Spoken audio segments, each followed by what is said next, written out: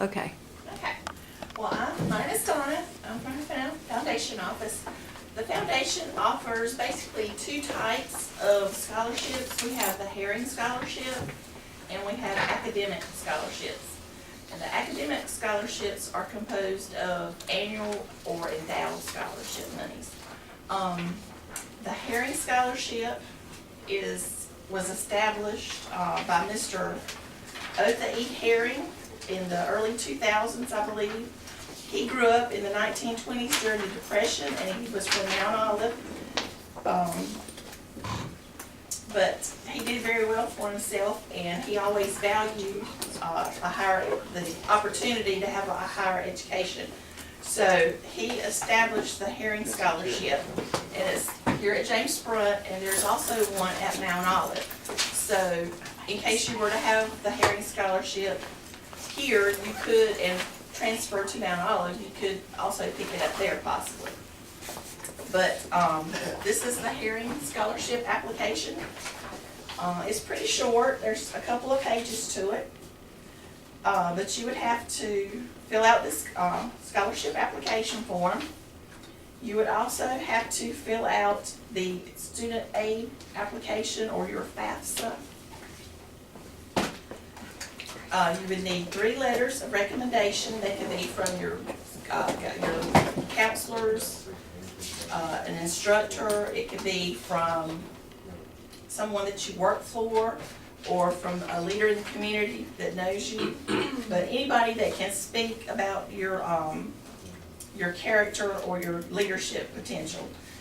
You also would need a 300 to 500 word essay.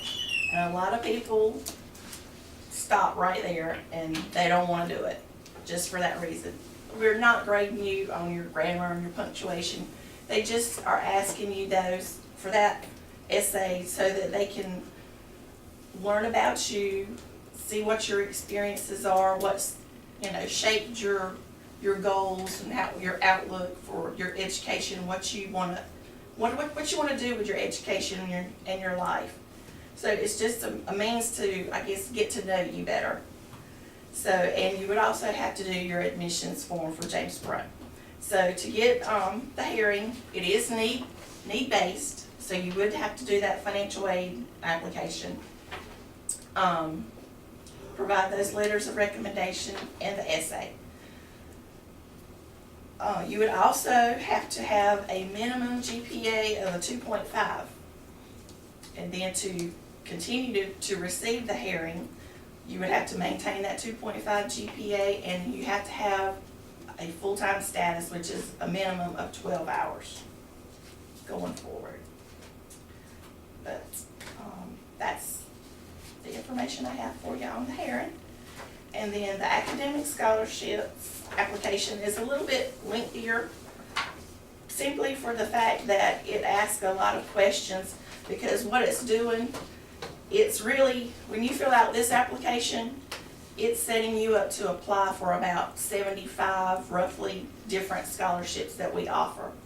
So the information that you provide in this academic scholarship application, is asking you where you went to school, are you a spouse or a child of a Rotary member, are you an orphan or a foster child, or do you work for McDonald's? Very specific questions like that if you're a veteran or a child of a veteran, because those questions that you answer here reference back to scholarships here. So we're going to match you with potential scholarships that you're eligible for by the questions that you answer here. To do academic scholarship, they are merit-based, so they're based on your grades. You have to have a minimum GPA, cumulative GPA of a 3.0, and maintain a full-time schedule. Again, that 12 hours or more. Let's see. You would have to fill out your application, and there are also 2 references that are needed. And with this application, the reference forms are attached, so that those 2 people that you select to fill these reference forms out, they would fill those out, and they could return them directly to me or give them back to you, whichever, but those are attached here. With the herring, there aren't any forms attached to that, but you do have to have recommendations for that. I think that's about it. I can pass this around. This is all the listings of the scholarships that we have. You can take a look at it and see. Some of them are looking for what high school you came from.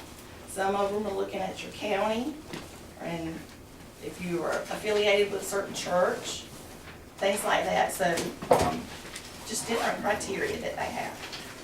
And this year too, we're also asking that you fill out your Family Education Rights and Privacy Act, or this is the Student Release Authorization Form. It just allows us to have access to your transcripts and your information so that we can process your application. Does anybody have any questions? Yeah. When is this, like, when is this available? It is available now, and we are taking applications through March the 15th.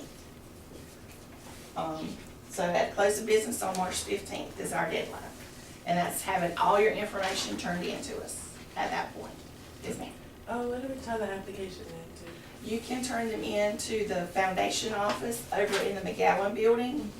Do you know where that is? I think it's room 1. I'm not sure about the room number. But if you come in through the double doors, we're the first, turn to the left, and we're the first door on the left. There's a big sign outside that says foundation. Okay. So, anybody else? And so the deadline again is March? March 15th. March 15th. And the ones that have recommendations that need to accompany them, just remember to ask the person for the recommendation like a week or so before the deadline, not like the day before, just, out of respect and for their workload, that they may, have plenty of time to write a really good reference for you. Yeah. And if you want to call me up and check and see if they have turned their recommendation in for you, I'll be there to answer questions, check with you, or verify that they've turned their information in. But if anybody needs any applications, I brought some with me. And they're online as well? Yes. Okay. Would you? Okay. Thank you. Mhm. Okay, and next we have Kelsey, Kelsey Kennedy, who is from Financial Aid. We've talked about other ways that you may be able to access some extra money for your education. All right. She's already said my name, so I'm not gonna introduce myself again. But I am the new senior financial aid assistant in here, so, I am working with L through Z. I would be your counselor if your last name started with the L or through Z, so, anything that you have that, even if you're not L through Z, we're always more than happy to help. I do cover the scholarships, and I am new to it, so bear with me as I'm learning just as much as you guys are.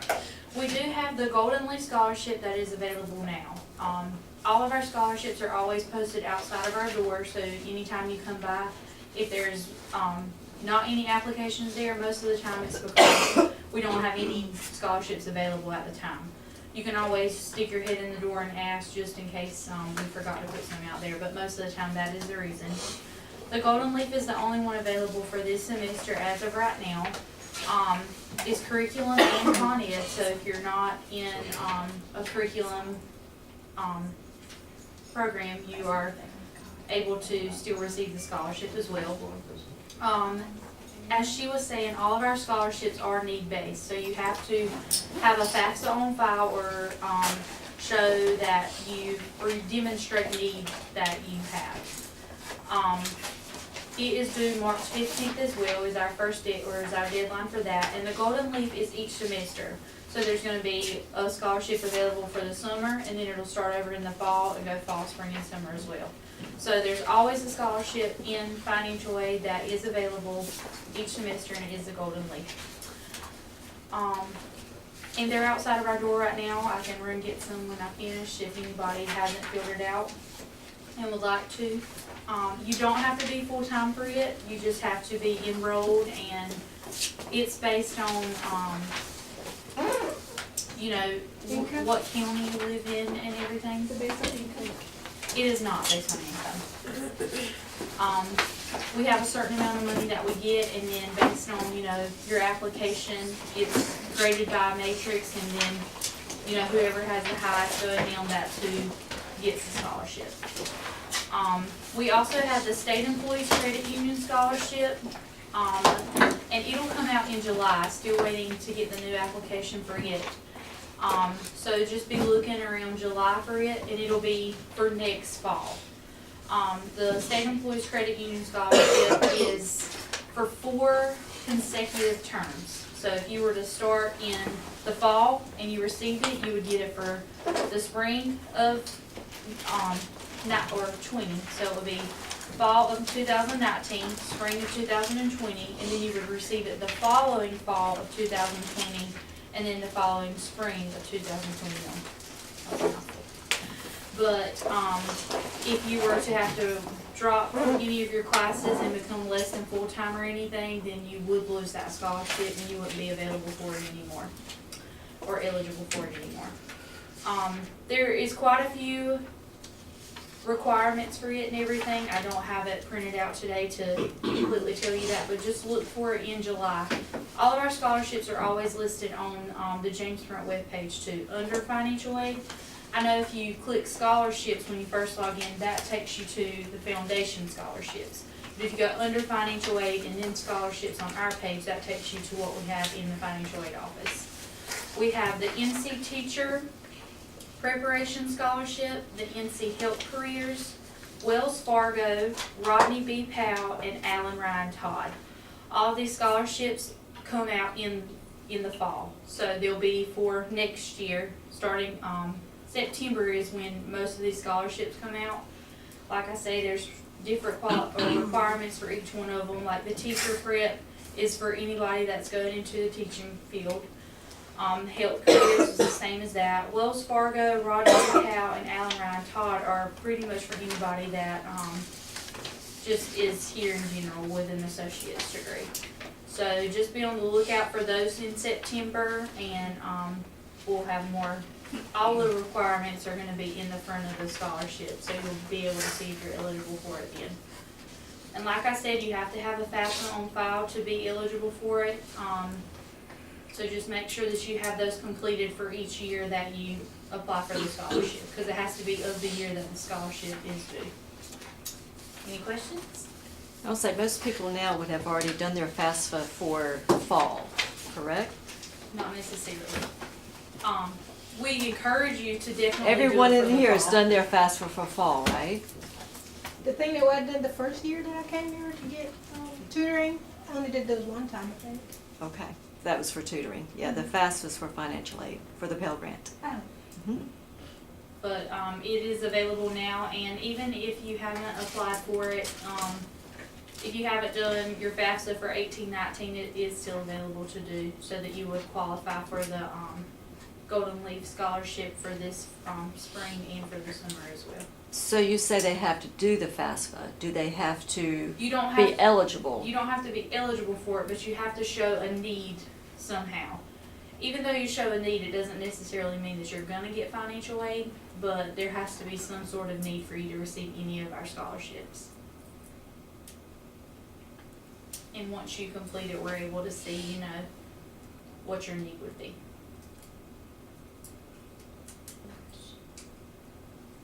Like I said, I do have them, I can run get some if anybody's interested. Or if you haven't filled them out, or you can swing by the financial aid office and pick them up, whatever's easier for you. Does everyone know where the financial aid office is? Yes. Just around the corner. Alright. Thank you. Okay, well, thank you so much. Appreciate it. Thank you so much.